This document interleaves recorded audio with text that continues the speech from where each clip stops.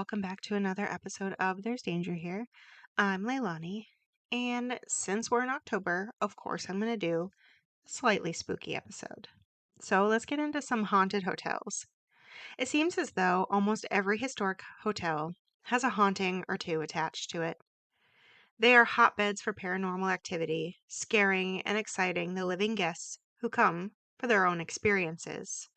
Since it's October, a time touted as spooky season, I thought it'd be fun to take a break from murder and mayhem and talk about the spooky, especially after the heavy case I spoke about last week. I'm going to talk about a few hotels, and as I live in the Pacific Northwest, I figured I'd start with one of the many out this way before delving into the more historic and known haunted locations, many of which are in the south or east coast of the U.S. So first, let's talk about the Heathman Hotel in Portland, Oregon. George Heathman built his first hotel in 1926, and as it was immediately successful, he began construction a block down the road, naming his newest hotel the New Heathman, and it opened up in 1927. The family ran the hotel through the passing of the patriarch until 1960, when son Harry also passed away. The remaining family then sold it, after which the hotel changed owners and names a handful of times.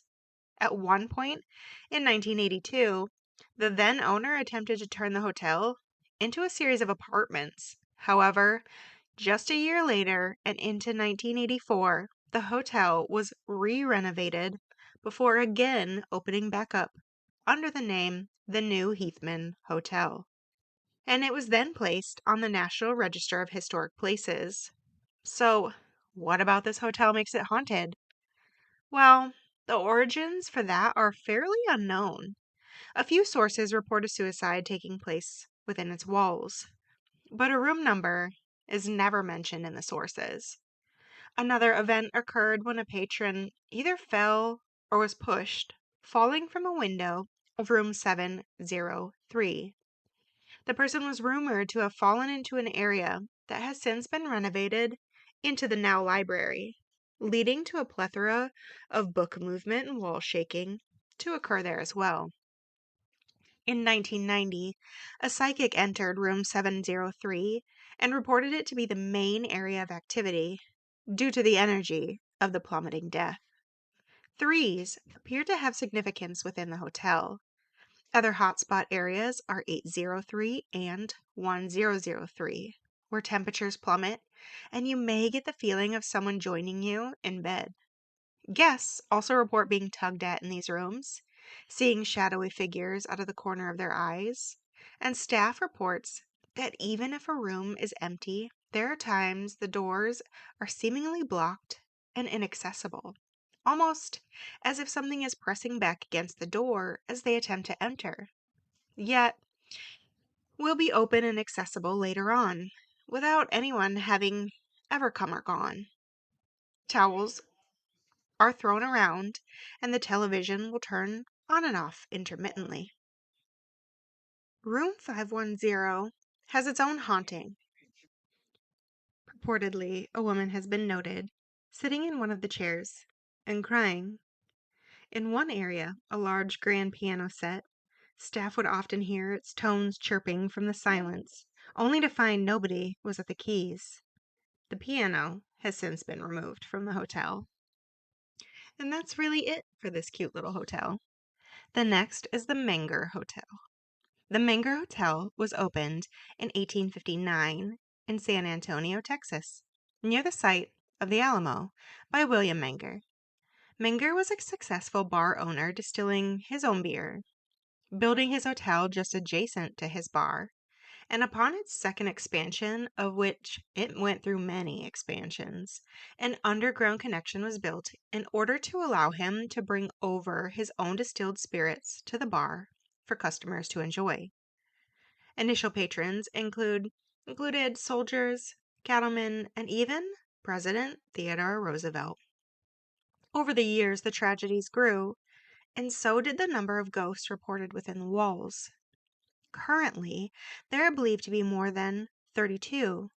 The first of the ghost sightings began when, In 1876, one of the maids, a Sally White, was murdered by her husband. You see, Sally had a common law husband, Harry Wheeler, who, after a fight and apparently a pretty rocky relationship throughout, threatened to kill her on March 26. Naturally, she went to the police, staying in the courthouse for the night. And when police went and searched her home and Harry for weapons, they found none. Finding none, Sally decided to go back home in the morning and collect her belongings. There, unfortunately, she found Harry waiting for her with a pistol in hand. She ran back towards the hotel, but unfortunately, Harry caught up with her and shot her twice before fleeing the scene. He was never found. She was taken to the third floor of the hotel and cared for, but ultimately succumbed to her injuries days later. Sally loved her job and was a loyal employee, and after she was killed, the hotel even paid for funeral expenses. In return, Sally can be seen walking the halls on the third floor in her uniform, often holding hotel towels as she passes by in the hallways. A death in the hotel was also that of Captain Richard King. He was a wealthy rancher who retained basically his own suite at the hotel. When he fell ill and was informed that he was not going to get any better, he checked himself into the suite to write his will and say all of his farewells. Eventually, he too succumbed to his illness and perished in the hotel on April 14th, 1885. His funeral was held in the main parlor, and a lot of people came. He's been known to be seen in the room in which he died. His suite has been renamed the, quote, King Ranch Room, end quote. Speaking of rooms, one of the most active rooms within this hotel is that of 204. Here, shadowy figures plague the space. Items are thrown and moved about the area, and noises run rampant. Other notable events were things like in 1890, when an insurance agent, H. Childers, walked up to the bar, pulled out his pistol, and shot and killed Jim Draper, a hack driver, again for reasons unknown. On September 7th, 1903, a sick male worker checked himself into the hotel. His illness isn't really spoken about in any of the sources, but whatever it was, he wasn't getting any better and, as such, ended up committing suicide by slitting his own throat. Several sources claim that Theodore Roosevelt haunts the bar within the hotel.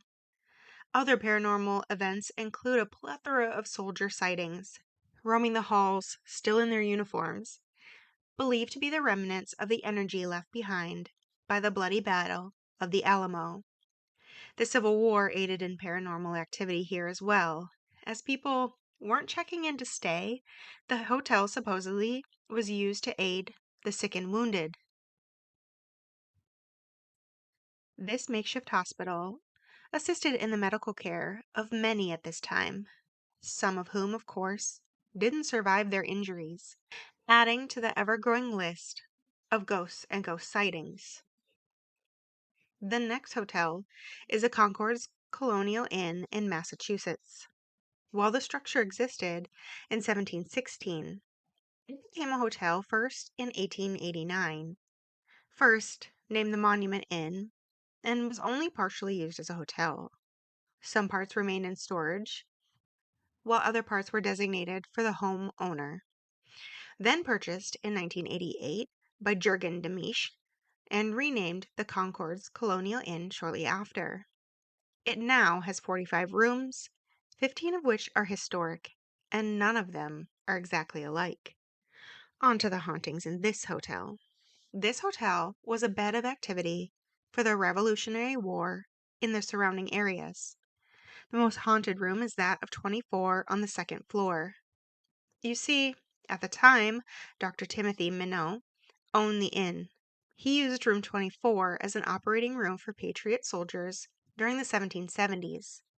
The morgue was located in what is now room 27, which, curiously, is on the first floor. Throughout the hotel, staff and customers have reported lights and TVs turning on and off, floating orbs, voices coming from nowhere, and one older woman that roams the halls. Next is the Maryland Inn at Annapolis, Maryland. This hotel is actually one of a trio of hotels known as the Historic Inns of Annapolis, all of which are purportedly haunted, but I'm only going to talk about the one for now. Built in 1772 by Thomas Hyde, the hotel is 4 stories and contains 39 bedrooms and suites, conference rooms, and a restaurant, with each room said to come with its own ghost. Another hotel that was affected by the Revolutionary War and the War of 1812 that housed a battle in Annapolis Harbor, which was just miles from the hotel, where supposedly patrons could view the entire thing from their windows. The soldiers from both the Revolutionary War and Civil War fought around it, and while they might not have all entered the premises while they were living, their proximity alone seems to be enough for a residual haunt. People have reported seeing figures roaming the halls, smelling tobacco smoke in the dining room, having objects moved on them.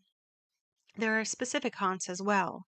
More famously, there is known to be a group of rowdy, drunken Union soldiers. Their uniforms are often commented on, that people see the men still in them. Guests have also reported hearing disembodied singing, which, again, is likely coming from soldiers singing drunken wartime songs. The most famous ghost is known as quote unquote the bride, a lost spirit who is said to reside on the 4th floor. You see, the story goes a long time ago, a woman came to Annapolis from North Carolina to celebrate her nuptials with a man known as Mr. Charles Campbell. He had sailed off to sea, hoping to earn enough money for them to buy property and settle down, and then told his fiancée to meet him at the Maryland Inn after his commission was complete, so they could finally be together.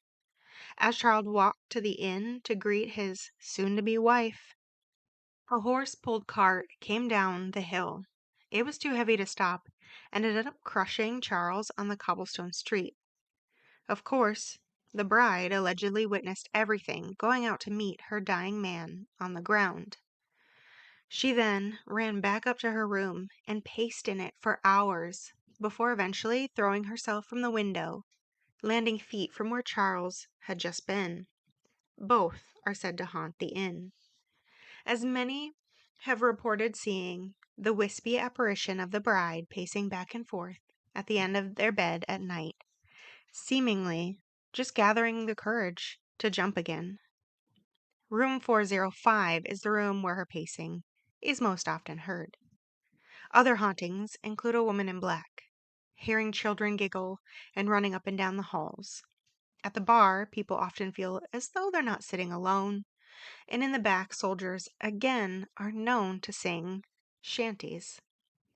And again, it seems as though every hotel has at least a few hauntings, whether it be from time and situations that tend to occur there, those that are high energy or emotions, such as dramatic fights, murders, and suicides.